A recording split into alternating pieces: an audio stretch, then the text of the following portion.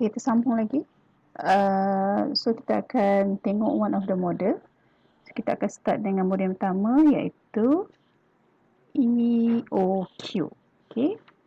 Apa itu EOQ?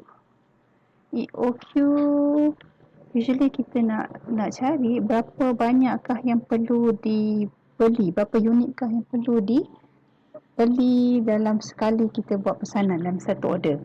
So dia akan bergantung kepada apa? Dia akan bergantung kepada demand kita, annual demand kita dan juga kos-kos yang terlibat. Okay.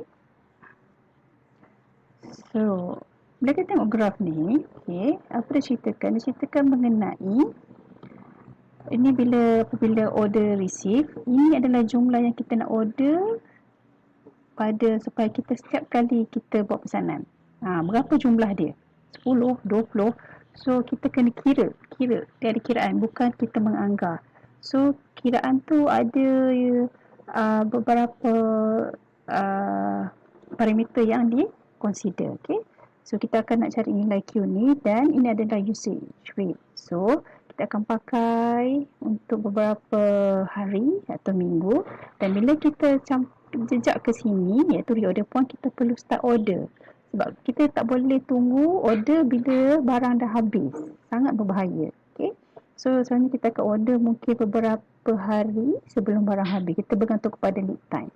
Lead time ni apa? Lead time ni adalah masa penghantaran. Okay. So supplier selalu tidak akan hantar apabila kita call, dia akan terus hantar. Tak macam tu. Okay. So the real practice is usually supaya akan bagi tempoh masa selepas kita order, mungkin 3 hari, 4 hari atau mungkin kalau jauh seminggu. So it depends on the supplier. So kita akan order bergantung kepada lead time juga. Okay, berapa hari dia akan hantar. Yang ni kita akan buat ROP nanti bilakah takat yang perlu kita order. So apabila kita dah cecah ke reorder point ni, maksudnya kita perlu start order sebelum barang habis kat sini. So di sini adalah takat yang apabila barang jatuh kepada certain number, let's say dalam store kita tengok telur kita tinggal 20 biji, maka kita terus kena order. Berapa banyak nak order, kita kena kira Q ni dulu. So ini adalah satu indikator yang kita kena start order. Nak order berapa? Okay. Reorder point ni contohnya macam kalau kita tengok dalam cerita Ultraman. Ultraman ni dia akan ada satu indikator kat dada dia bahawa bila dah nak habis, dia dah nak kalah, dia akan mengeluarkan bunyi dan dia tukar warna merah. So sama juga macam reorder point. So dia kena buat sesuatu sebelum kehabisan. So macam itulah reorder point ni. Okay. So apa dia buat? Dia kena call kepada company telur, pengusaha telur bahawa kami akan order, kami perlukan order sebanyak Q, jumlah Q kita kira nanti, dan sepatutnya selepas beberapa 3 hari lori telur akan sampai dan memang tepat sekali bila kita dah habis lori telur akan sampai dan dia akan penuhkan semula inventory kita tadi.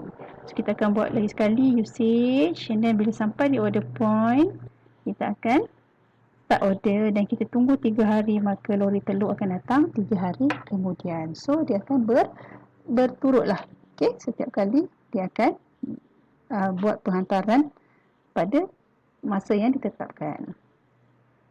So kita pastikan tidak ada keputusan ataupun kita tak ada tiba-tiba kalaulah ada masalah lori tu sampai 4 hari kemudian, maka kita akan ada masalah telur habis dan kita tak boleh buat kek untuk production kita. Okey, apabila menyimpan dan juga order, kita kena make sure kita buat dalam keadaan yang kos tidak terlalu tinggi. Contohnya kita tak nak simpan terlalu banyak sebab kos holding akan tinggi atau carrying cost akan tinggi, dan juga kita tak nak simpan terlalu sikit, kita kena kerap order sampai ordering cost pula tinggi. So kita kena balancekan. Okay, Q ni kita kena cari. Ini adalah Q yang penting untuk kita pastikan berapa jumlah yang terbaik. H adalah kos untuk menyimpan. Okay, menyimpan di warehouse. D adalah demand dalam setahun. S adalah set up cost ataupun kita panggil ordering cost. Sekali kita order, berapa kos akan dikenakan. Okay. Contohnya untuk holding cost menyimpan ni termasuklah insurans, pekerja, penggunaan forklift dan sebagainya. Dan untuk ordering, kita nak kena bayar shipment, transportation, documentation dan sebagainya. So ada cost. So apa kita nak make sure cost mesti minimize. So kat sini kalau kita tengok ni adalah holding cost. Lagi banyak kita simpan barang, order quantity, cost kita akan meningkat. Okay. Dan kalau kita terlalu kerap order barang, maksudnya kita simpan dalam keadaan sikit, asyik nak order je, maka kos pun akan meningkat kalau kita simpan kuantiti yang sedikit. So kita akan kerap dikenakan kos untuk ordering. So kita nak yang tengah-tengah.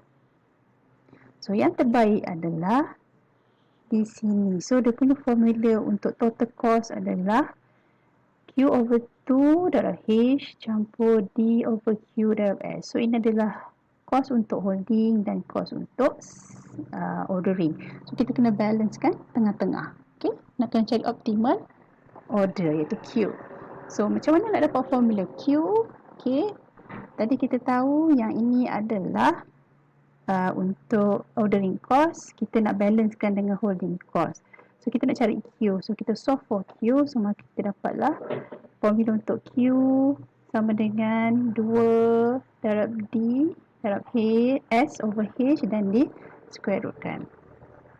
So ada dalam formula sheet untuk Q EOQ satu yang ini sebab dia ada banyak lain ya. Dan juga total cost untuk EOQ adalah yang ini.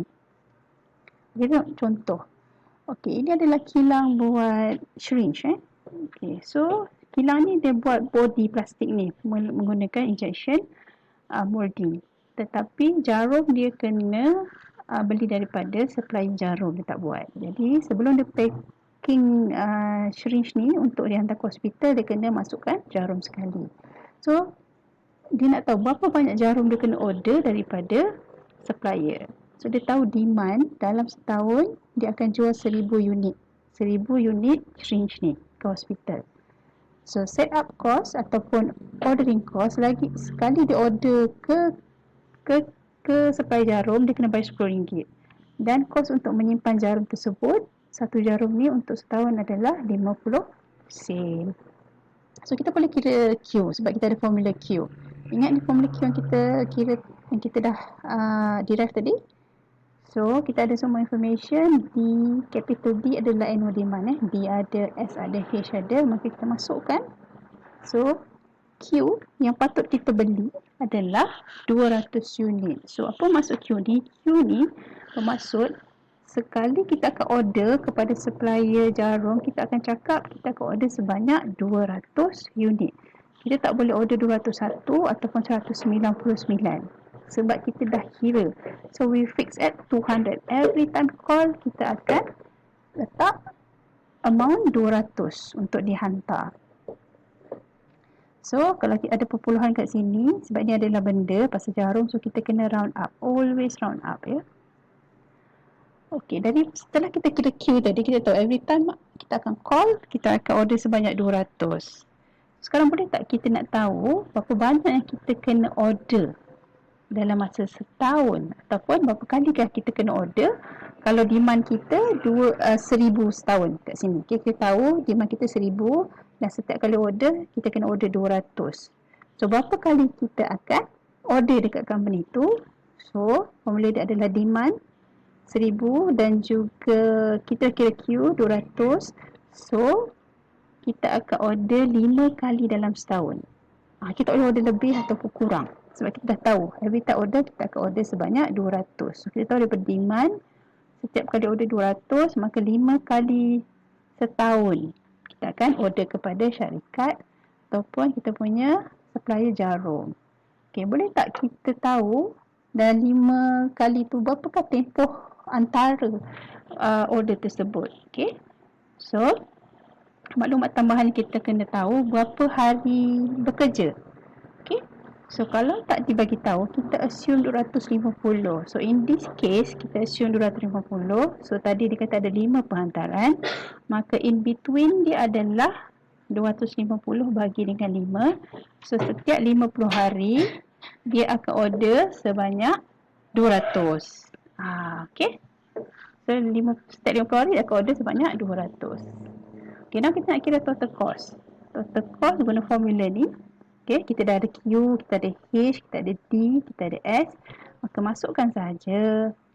Okay, Q tadi kita dah kira 200 kali order. H kita ada 50%. Kita ada D, annual demand 1000. Kita ada Q 200 and darab S 10. So kita dapat RM100. So kos untuk mengorder dan menyimpan jarum, dan dengan setiap kali kita order sebanyak 200, kos dia adalah sebanyak RM100. Kalau kita tengok kos annual holding cost dengan ordering cost dia macam balance. RM50, RM50. Alright. So kita akan tengok on satu tutorial. Okay.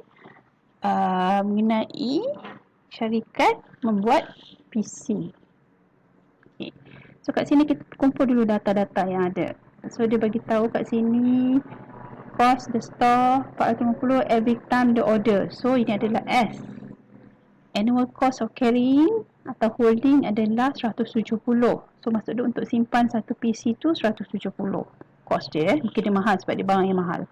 And then estimate annual demand iaitu D besar adalah 1200 unit. Dia suruh kira optimal order quantity iaitu Q. And then dia tanya berapa kali dalam setahun nak kena order. Dan juga berapakah jumlah jarak antara order. Dan juga last sekali dia minta total cost. So kita buat yang pertama dulu. So keluarkan semua data. D dah ada, S dah ada, H dah ada. So boleh tak kira Q? Boleh. So kita masukkan semua information. Kita dapat 79.7.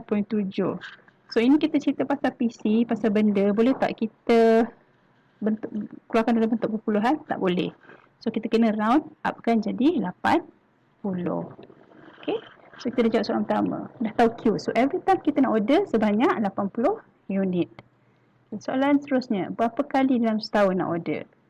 So kita tahu demand, annual demand kita 1200 dan 80 sekali order. So kita tahu D bahagi Q. So kita tahu 15 kali order dalam setahun. Sebab nak cukupkan dia punya annual demand sebanyak 1200. So setiap kali order berapa? Order 80. Sekarang kita nak tahu length of order cycle. Okay. Kita tahu 15 kali dalam setahun. So setiap berapa hari dia kena order antara order pertama dengan order kedua. So sekarang kita perlukan number of working days per year. Okay, dia tak bagi information. So kita assume 250 and kita dah jumpa 15, maka setiap 16.6 hari, so kita kena round up kan. So setiap 17 hari dia akan order sebanyak berapa? Sebanyak 80. So berapa kali dalam setahun? 15 kali. Okay, berapakah total cost yang akan terlibat? Okay. So this ada formula. Kita dah ada Q kat sini 80 tadi. D ada, S ada, H ada. Kita masukkan semua. Maka kita dapat total cost adalah 13,550 untuk setahun. Okay, so kenapa kita perlu kira cost ni? Sebab cost ni kita akan kira masukkan dalam harga yang kita nak jual nanti. Sebab kita nak kira this one as a cost. Cost menyimpan dan juga mengorder perlu dimasukkan sebagai salah satu cost untuk kita tentukan harga jualan kita. Alright? So very penting, very important to know the total cost. Sebab kita nak masukkan dalam harga nanti, so kita tak rugi. So kita tahu setiap kali kita akan order 80 unit dan bergantung pada demand 1200, maka total cost untuk menyimpan adalah 13,550. Kalau demand berubah, maka kita punya total cost pun akan berubah. Betul? Okay. So I think that's all. The next one we going to look into POQ, model yang kedua. Okay. Terima kasih.